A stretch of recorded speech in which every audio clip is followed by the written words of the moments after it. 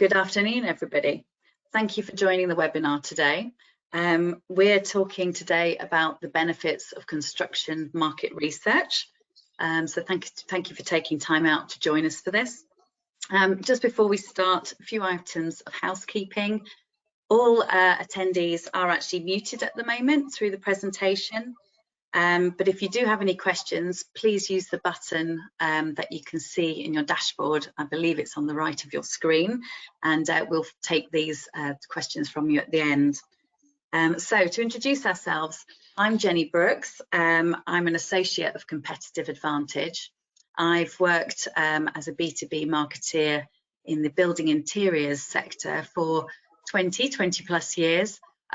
With market-leading brands in flooring and acoustic ceilings. Competitive Advantage themselves were founded in 1999. They're a unique provider of sales and marketing consultancy services in the construction sector. So not only do we provide construction market research, but we also do training and strategic implementation as well. I'm getting a little bit of feedback. Is anybody else hearing that? Yeah, a little bit. Okay. Well, hopefully it's not too bad on the audio quality. Yeah, we've got many different sizes of clients, from very small businesses right up to the market leaders, the brand leaders. So no size of project is too big or too small. So we're going to introduce the team of presenters we've got today. We've got Chris, Linda, Nicola and Michael. But we will start with Chris, if you'd like to introduce yourself. Thank you very much, Jenny. So I'm Chris Ashworth. I founded Competitive Advantage back then in 1999. Prior to that, I worked for building product manufacturers for 20 years, holding senior roles in both sales and marketing. So I've commissioned market research as a client, and in more recent times, project managed numerous research projects, drawing on my quantitative analysis degree and also my CIM membership. And that's me. Thank you. Thank you. Now over to Linda, please. Good afternoon. Thank you for having me along today. I'm a freelance market research consultant, and I also do software training as well. I've been doing market research for quite some time, both client side and agency side.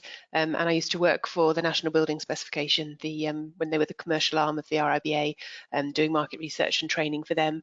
And I've since worked freelance doing this for clients all around the country and the world. Okay, thank you. Nicola. Good afternoon, everybody. I must apologise first of all because I'm having some technical difficulties at this end with my webcam. So unfortunately you can't see myself, and I am a bit upset because I did take quite a bit of time to do my hair this morning, especially for the occasion. So sorry about that. So I started my career with Prysmian Cables back in 2000 while studying for my Chartered Institute of Marketing diploma. I then joined Competitive Advantage in 2002 as a researcher because I did enjoy that side of marketing. I enjoyed getting to know different types of job roles within the industry and just actually joining people together and getting people better, understanding each other better and the processes within the industry. I conduct mainly telephone research, again, which I've been doing now for 20 years, which is a hell of a long time. I've also conducted some face-to-face interviews, mystery shopper exercises, and I also recruit for focus groups as well. Okay, thank you. And last but not least, Michael, if you could tell us a bit about yourself. Good afternoon, everybody. I joined Competitive Advantage about 10 years ago now as a graduate in economics from university. I joined as a research analysis, and I am currently the research manager. I'm responsible for all the data analysis of our market research, developing questionnaires and sort of compiling our research reports. And I'm quite heavily involved in all the desk research for our projects. Okay, that sounds great. And a good team we've got here. Thank you. So moving on to what we're going to be discussing today, what's on our agenda. Firstly, why do you conduct research in the first place? That's what we will talk about. Then we're going to talk about the different types of research, what methodology is used, and also the advantages and disadvantages of each method. And then, what makes good customer research and how can you conduct it ethically, which is something that all good businesses should be concerned with. And then we will talk about how to write an effective brief for the research project that you want. And then finally, if we have any questions, we'll take questions obviously at the end. Like I say, there's a button for questions. You can pose them to us as we go along. Okay, so to get into the discussion itself, let's go back to the first topic, which is why should you conduct market research? And we're going to go over to Chris to talk about, to kick us off on that one. And, Chris, maybe to make it sort of come to life, if you've got any examples you can weave into that, that would be really interesting. Fine, thank you, Jenny. Well, why conduct research? It's really about looking to the future, understanding how things are going to change and trying to anticipate them. That's the key point about it. A lot of financial information looks in the rearview mirror and tells us what's happened. So researchers are trying to give some kind of indication, and that could cover a whole series of different things. For instance, brand awareness. Quite often communications agencies, when they take on a new client, ask us to do some kind of awareness project which tells them where their client is standing today in the marketplace, what perceptions are about them, and from there it can go forwards to set up a strategy of how to develop and change that awareness or improve it. Another important area is customer satisfaction surveys. Again, some of these we conduct on an annual basis for clients, or it may be one-offs. The value there is measuring how things change as well. What are issues? So, for example, in a recent project that we conducted, not surprisingly, supply side issues were very much front of mind for their customers. So it highlighted some weaknesses in their product supply and would therefore be something I hope their team is now looking at to make improvements. So there's another area. It might be using something like the Net Promoter Score. Again, we've done that for a number of clients where we're measuring how likely their customers would be to recommend them, and they can again take a judgment on that. Sometimes that might be on a regional basis. And again, what we've noticed in some research projects we've done is that the trends are different. Perhaps a client is stronger in the south than the north of the country, so they get better ratings in the south than they do in the north. Obviously a point of focus to make changes.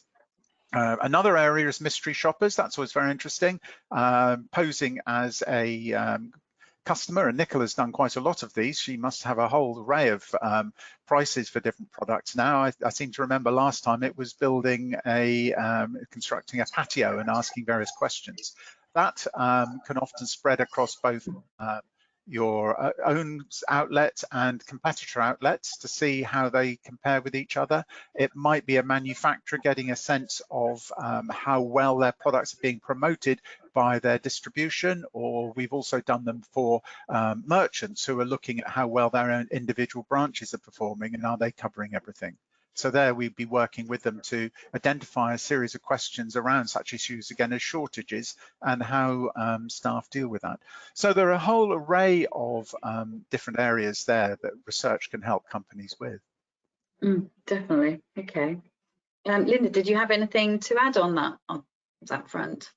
Yeah, so there's some other areas that I've had experience of, things like understanding perceptions of industry issues, so things to do with particular topical issues, for example, things that are happening in the industry like the New Building Safety Act, or there might be a need where you want to talk to people about product development for something that's in development or something that has been launched and you want to find out what people think about it.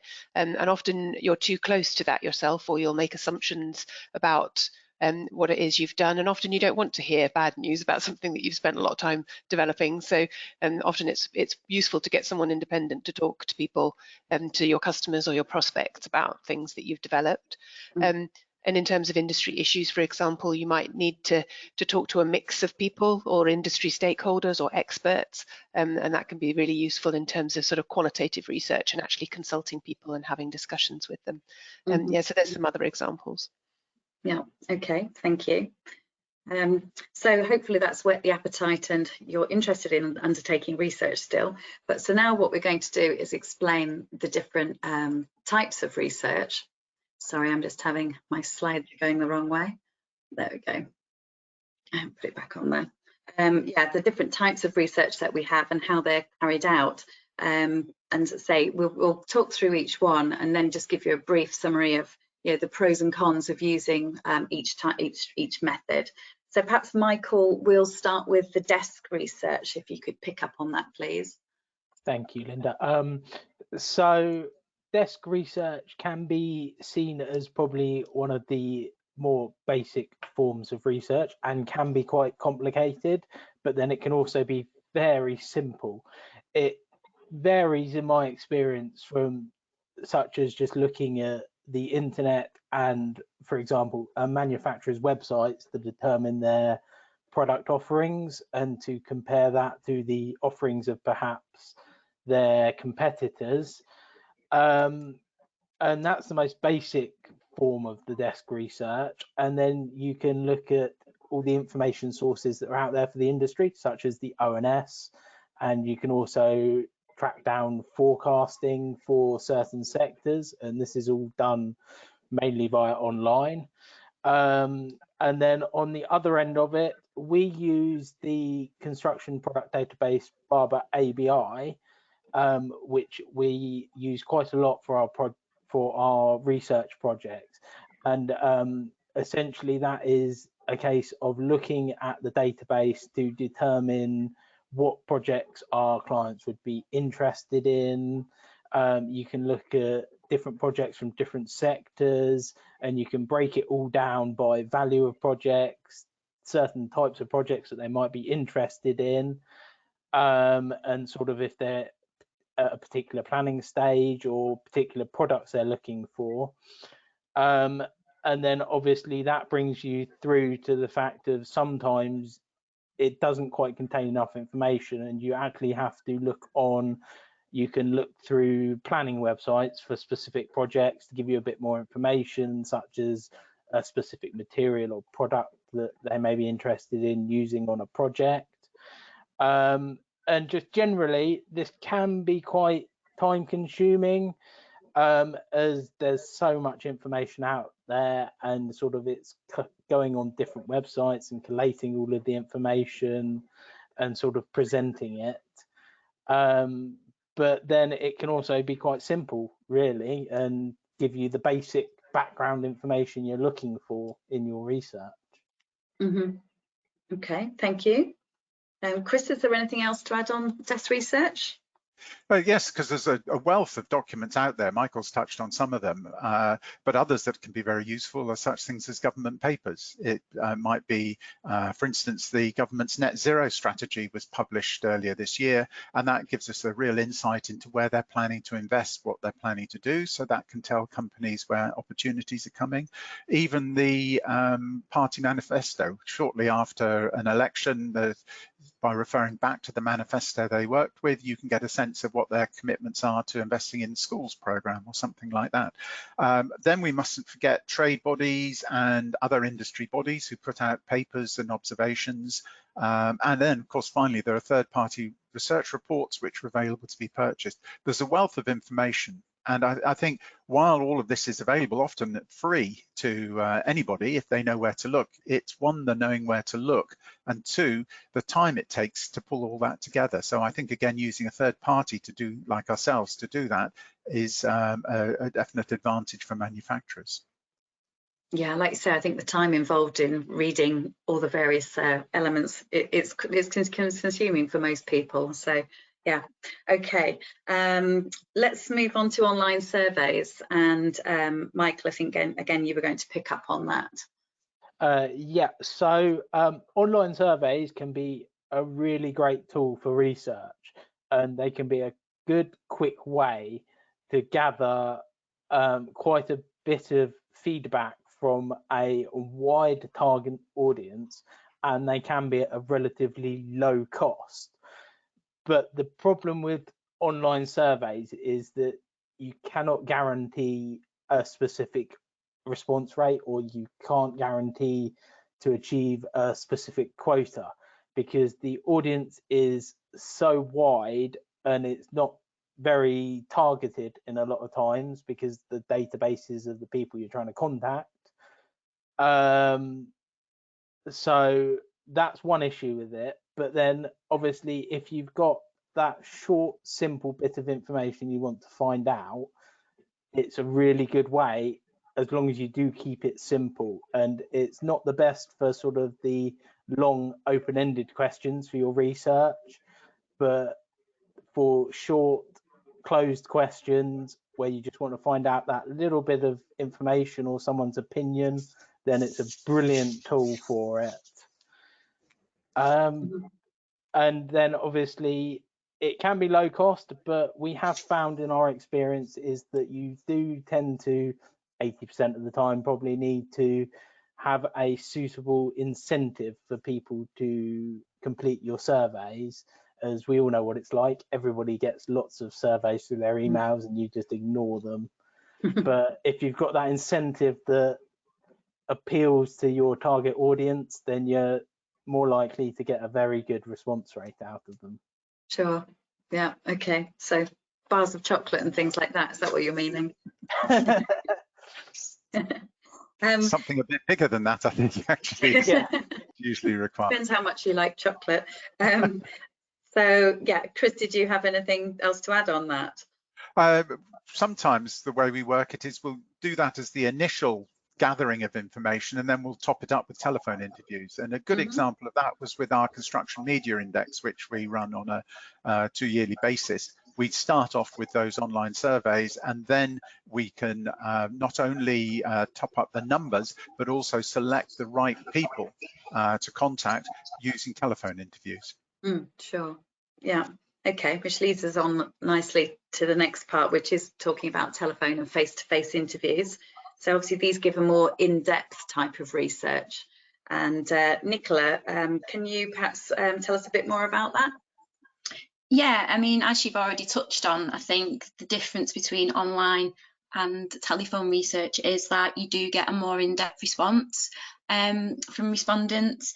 I think they're very flexible. We've done projects ranging from anything between 50 surveys to 350 surveys. You can target a specific job role and a specific type of respondent, again, to meet that quota that you may have, which again makes things a lot easier. I think they're more personable as well. You can build up a little rapport with the respondent, again, rather than them just, typing something online. You do get better quality of responses. And again, it's a more flexible way of doing things. Again, if you've only got 50 surveys, they can be turned around pretty quickly. And we do always feed back to the clients as well after the initial 5 or 10. And if you find that something isn't working, or if a question isn't working, they can be changed. Again, you wouldn't get that with an online survey. So there's many benefits of telephone research, and in my experience sometimes it's led to sales as well for the clients, or people would just say to me, oh, I've not really heard of that client before, I'll look them up, or could you send me some literature detailing their product. So it is a good way as well of just making respondents more aware of the clients, if that's what you want. The other thing is there's many different types of surveys that you can do. We do customer satisfaction surveys via the telephone, we do perception studies, we do market studies and things like that, and we can do mystery shoppers over the telephone as well. It's just so flexible, and you can do quite a lot with it. Basically, it's a good option to have. Sure. Okay. Linda, is there any insights you'd like to share with in-depth interviews? I think Nicola's covered most of it, but I would probably add that the flexibility and the openness of it is the really useful thing, because you can have a discussion with people where you can actually let the discussion be directed by them, and often find out things for the client that actually they didn't even know they needed to know, or they weren't aware of, which can be really revealing. And also, I think it's really helpful for people to be able to have that discussion, because having been on the receiving end of being interviewed, I think you often realise that actually the question opens up things that you just didn't realise that you know were part of your experience. So yeah, I think it's that flexibility is really important, and you've got that mix of being able to ask closed questions and open questions, and also pause and listen and hear the answers as well. Yeah. More free-flowing and perhaps natural responses come out of that. Yeah. Okay, great, thank you. So let's move on to another method, which is Omnibus Projects. And Chris, that's over to you on this one. Thank you. Well, what we've been talking about up until now is generally a situation where it's a bespoke project for a particular client. And therefore, that client, it's quite an investment to cover something like that. Omnibuses are designed for situations where either the client doesn't have the budget to do that level of research, or doesn't have that amount of information they want to gather. So with an omnibus, what we do is we choose a select audience, let's say architects, and then we give companies the option to buy 1 or 2 questions to be included in the survey. So we agree with all of those companies what it is they want to ask. We turn that into a questionnaire, which may not necessarily be blocked by each individual company. It's ordered to be logical and progressive in the way it talks through things. And then we run it as we would normally do. But then what we do is we feed back only the answers that that company was interested in. So it means that it remains confidential to that sponsor of that question.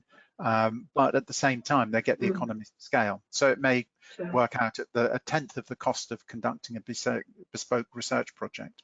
And, as I mentioned, we've done them on a semi-regular basis for architects. We're just planning one to survey house builders at the moment. So we're looking at different groups of decision makers that can be interviewed on behalf of our clients. In fact, one of the ones we're looking at the moment, in fact, as a concept, is an omnibus focus group, which would be combining the benefits of sharing the cost amongst different sponsors through using the focus group concept, which I guess, Linda, you're best positioned to explain the idea behind focus groups and how they work.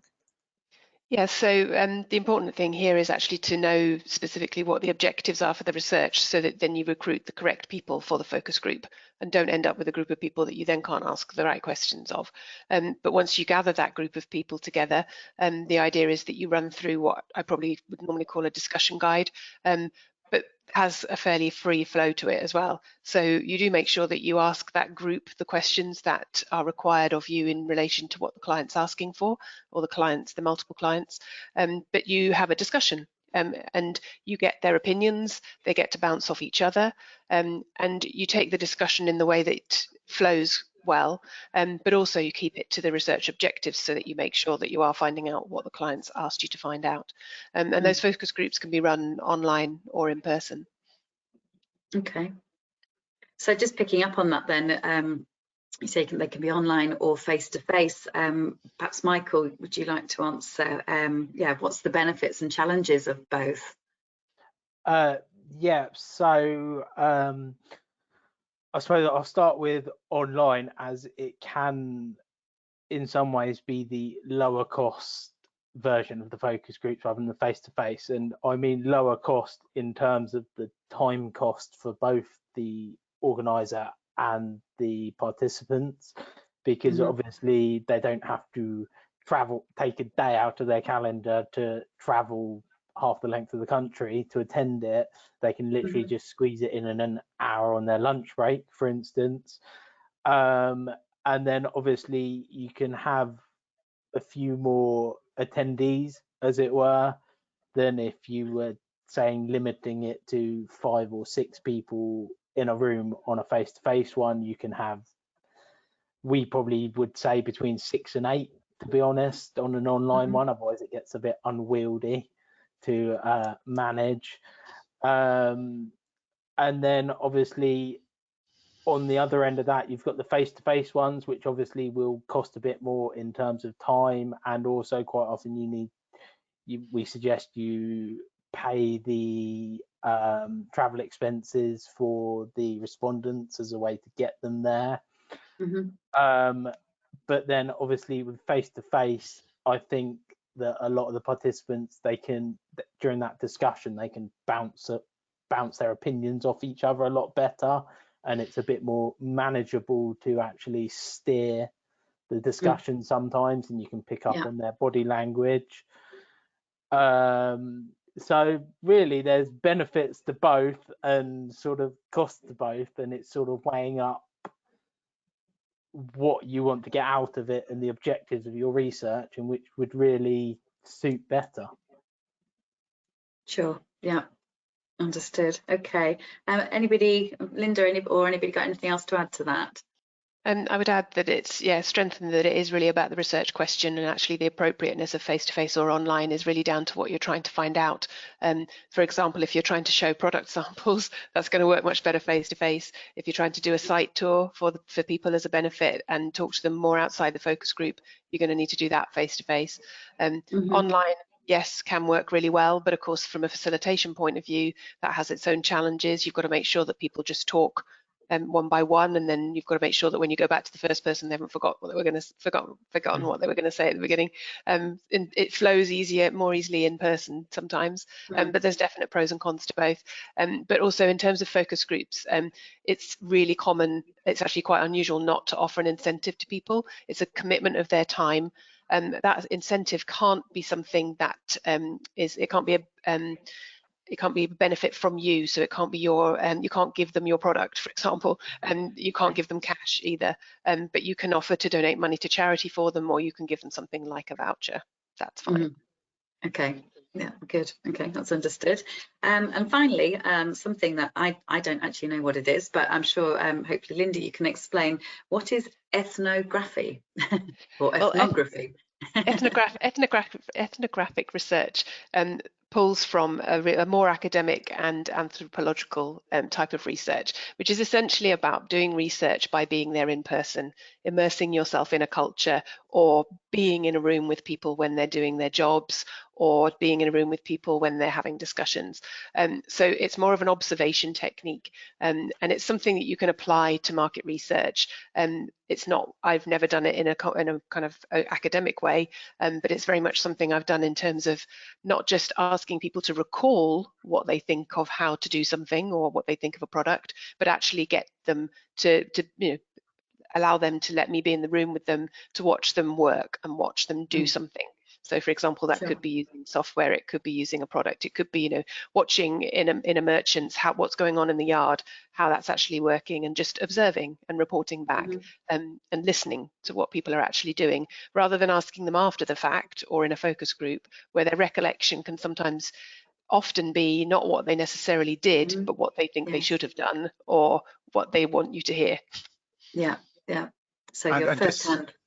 Sorry, say it's first-hand watching how somebody reacts to the product, etc. Yeah. And I was just going to add onto that very often it's human nature that undoes our best plans, and I think we've seen that. In fact, I know Nicola spent time in branches watching what goes on, and very often what actually happens is different to both the theory of what should be happening and what people claim is happening. So again, we see that human nature thing coming into the whole process. Yeah, definitely. Okay, thank you. Well, hopefully that's given a good insight into the various methods that you can use for your research. We found in the past that when you use a combination of these methods, that gives the most successful results and helps to validate the research that you're doing for a client. But what we want to sort of talk about now, and we're going to sort of talk with Linda about this, is how do you ethically conduct research so that we end up with good customer research for our clients? There's quite a few different aspects to this, and one of the main benefits of being independent and being impartial is what comes in here. And so I have a Market Research Society qualification in market research, and what that made me understood when I did that was that there are things that you really have to be careful about when you're consulting with people. And this all really comes down to making it clear when you consult with them what it is you're going to do with the information they give you and what you're going to do with their data. So for example, if you say that their feedback is going to be confidential and anonymized, make sure that's what you do. There is an MRS code of conduct that I adhere to in this respect. If you're doing research for people and you have a specific set of objectives, you need to ensure that to meet those objectives, you get the right segmentation of participants and recipients, and that you make sure that you have a good cross-section of diversity, and make sure you don't exclude people, and make sure you include people relevant to the research. So it's got to be relevant to the topic and the objectives that you're trying to achieve. I've already mentioned about the incentives. There's an ethics aspect there. You can't give them something that benefits them in terms of your product. Yeah, and so it's all about actually just basically doing what you say you will do. And if you, so for example, I've run focus groups before where the manufacturer has been present, where I've done all of the moderating and the interviewing, but they've been in the room. So in one case, that's really useful because they are there to answer questions if they come up. But if people are not feeling comfortable being open and honest in front of them, then that manufacturer's not necessarily going to get on open and honest feedback. Actually, if they let me run the focus group, transcribe the conversation afterwards, pull out the themes and give them a report, they're going to get a much more impartial view. So yeah, it just depends really on how you want to carry out the research and what the objectives are ultimately. And I suppose that leads us on really to the next question, which is about how to write a good brief. And I suppose, you know, so long as we're clear in what the client wants to achieve, and I'm probably treading on your toes here, Michael, with perhaps what you're going to say, but yeah, when you receive a brief from a client, what would you like it to look like? So there's sort of several aspects to sort of good, clear, comprehensive brief for research. In my opinion, there needs to be sort of a beginning of the brief, a middle, and then an end. So sort of if you start at the beginning, it's probably a bit about yourselves. So sort of what your company is, what markets you work in, what sort of is the research going to be for around a particular product or a department, and sort of the background, as I said, what sort of markets you operate in, what's your current product offering, and just generally that bit of background as to why you're looking to conduct the research. And then that sort of brings you on to the middle bit where you need to be a bit more clear and a bit more comprehensive of why you're conducting it. So do you have the broad objectives of what you're looking for in the research? Who would be your target audience for the research? And sort of what are you looking to research? Are you looking to get the opinions of your customers, or are you looking to measure the market for your product? And then sort of then you go into a bit more specifics of the requirements. So are there any particular sectors you're looking at? Are there any specific types of construction projects you want to know more information on that are relevant to your product? And then obviously you need to keep your objectives as part of the SMART acronym. So they need to be sort of specific, they've got to be measurable and achievable, and then sort of realistic, and then that brings on to sort of the timescales you're looking for your research. And then sort of towards the end of the brief, you want to have a bit of what do you think you would achieve from the research? How do you think you use it? Do you have any almost preconceptions or thoughts on what you think the research is going to come out, and how are you going to use it, as in whether you're going to use it to, say, take up the chain in the company to prove or give evidence for your point of view, or sort of what's the view of the market and bits like that. So it needs to be sort of, I suppose, to start with quite general, and then it needs to be fairly comprehensive. And obviously as a research agency, we will work with you from the beginning of that brief so that we can sort of tailor, and it'll help us work out the methodology and the timescales and which form of research will be best to suit your objectives and what you're looking to get out of it. So at the end of the day, it just needs to be comprehensive, and we will work with you to sort of tailor it and work towards your targets and objectives on it. Sure. Yeah, like you say, I think the more detail that an agency or a research agency can have from the client to understand their business and what they want to achieve by the research, the better the outcomes are going to be for everybody. So yeah, Definitely. Thank you. Anything else to add to that? Anybody else speak? Just to say that we, on our Knowledge Hub website, we have a research template so that people didn't manage to make notes of all the points that Michael just ran through. They can download that and use it as a checklist to prepare a brief to pass on for quotes. That's great. And obviously our website address will be up on the screen at the end as well, just in case anybody hasn't got it. Okay. Thank you. So I think that comes to the end of that section. I'm now going to have a look and see what questions we've had, which I think there were a couple came in. Question was, do you find it hard to engage with respondents? Perhaps Nicola, would you be able to pick up on this one?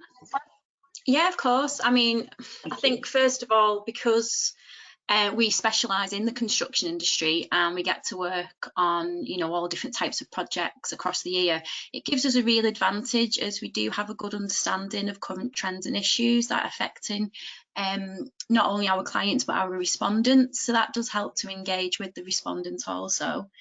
And I think it's important to be fully open with them about, why you're doing the research and also to win their trust. Why it would benefit them in the long term, and also that their opinion is valued, and it, in most cases it will be used to provide better products or services for them in the future.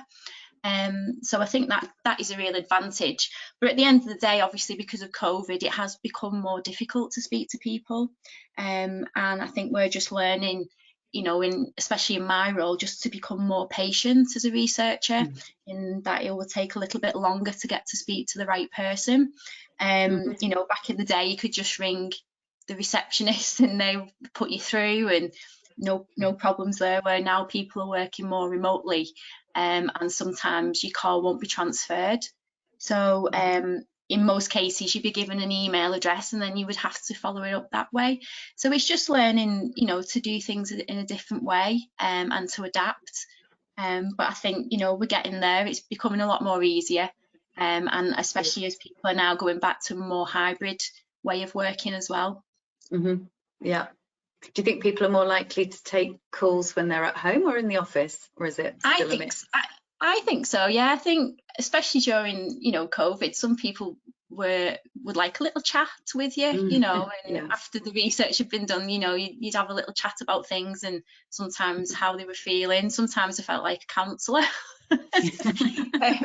And then, I think they're more relaxed. It's a more relaxed environment at home. For example, sometimes people wouldn't speak to me because they'd be going into a meeting when they were based in the office, where now I've actually held conversations with people where they've actually been in a Zoom meeting, and they've just muted themselves and been speaking to me whilst they've been watching a presentation and things like that. So it's just a different way of doing things, but it still works. So.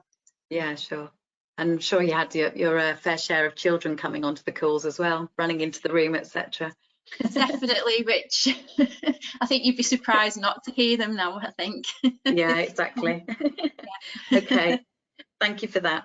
Okay, the second question we've got is, what is a typical time frame for a research project? Michael, would you like to answer that one? Well, to be honest, that depends on quite a lot of factors. So if we start at the beginning, it depends on how long it really takes to finalize the brief. So again, that comes to how comprehensive the brief is and how much information we receive from the client, and then obviously trying to agree their objectives and then structuring a questionnaire that's suitable and meets their objectives. Then you've got creating the database of contacts for the interviews. I mean, that can vary enormously, because if you're looking to, say, interview architects across half a dozen sectors of the industry, you've got a lot more projects and people to find, and it's a lot easier.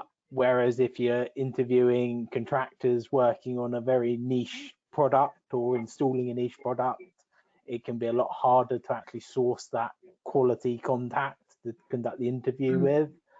And then obviously it depends on the number of interviews as well.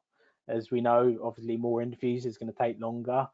So, I mean, those are kind of a few of the key variables for it. But typically, I suppose a project from start to finish with around 100 telephone interviews, you're probably looking at anywhere up to 8 to 10 weeks to complete that.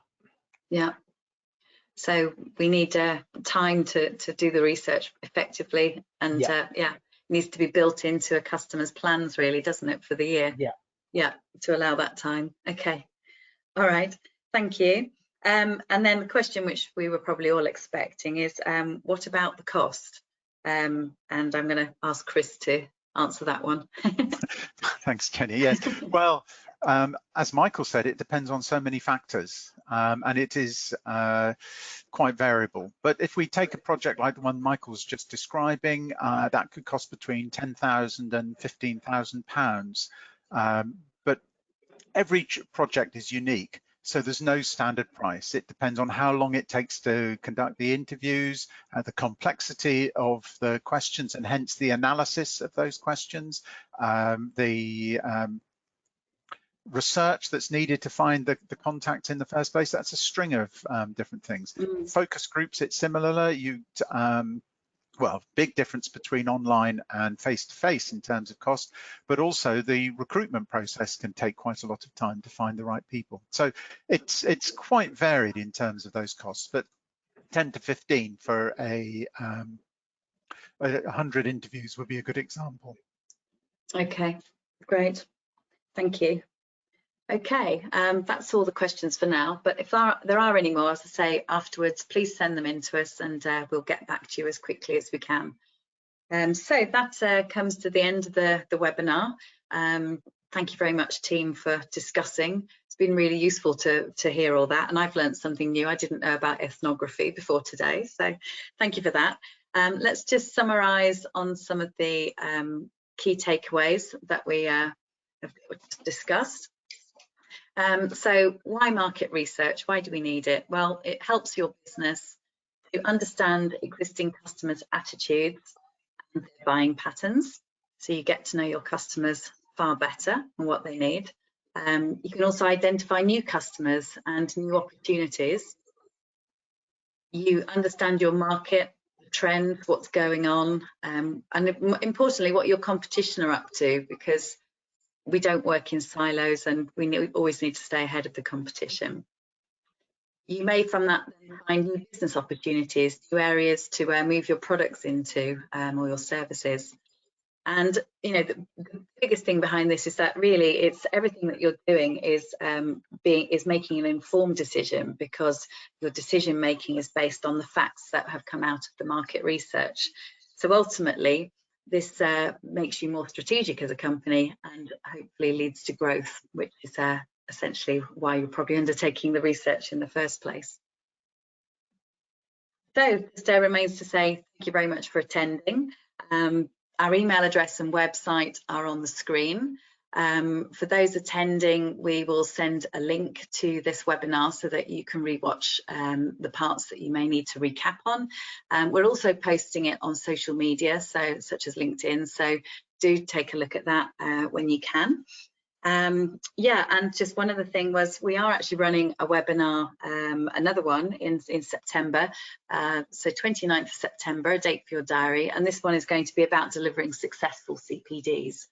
So it just remains to say thank you so much to everybody for the presenters today and for those that are attending. And thank you very much for your time and listening, and have a nice day. Thank you. Bye. Thank you. Thank you.